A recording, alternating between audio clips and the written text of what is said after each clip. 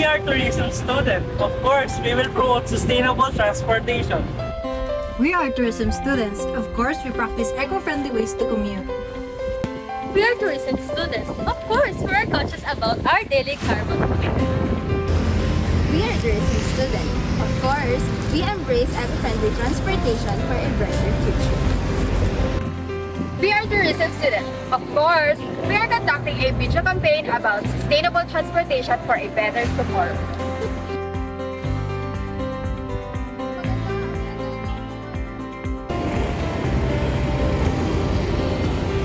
The needs for sustainable transportation are more important than ever in a society where environmental damage and climate change are major concerns.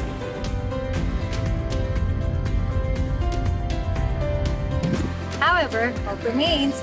Come along on a journey to discover the ability of environmentally friendly transportation and how it benefits the communities and the environment.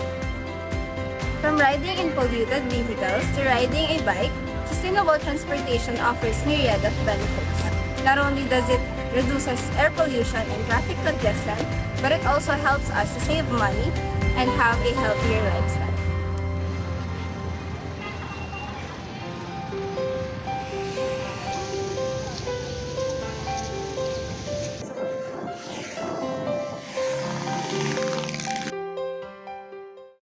Bakit po mas pinipili niyong gumamit ng bike kaysa gumamit ng ibang mode of transportation?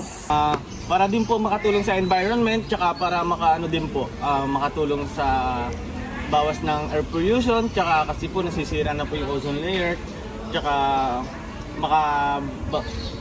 mas pinili ko na lang din po mag-bike. Yun po. Ano po yung natutulong ng pagbabike sa'yo? Para din po sa sa akin, kung ginagawa ko na lang exercise tsaka para sa healthy and living, gaya na po ng sinabi ko kanina, para makaiwas din po ng air pollution. Ayun po.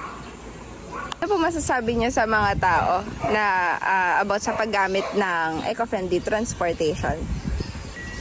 Ayun nga po, mas pili natin gumamit ng mga bike or e-bike para hindi rin po makasira ng ozone layer. Iwasan na din po natin yung mga maitim na usok. Ayun po, kung maaari, ayos natin sa mga para tsaka para makabawas din po ito ng carbon emission, tsaka ang tawag doon? Air pollution. Ayun po.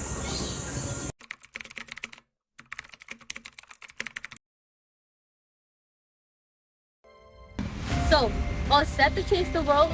Start by making thoughtful travel plans and taking into considerations alternative mode of transportation, whether it's carpooling with your colleagues, combined bicycle, and even public transportations.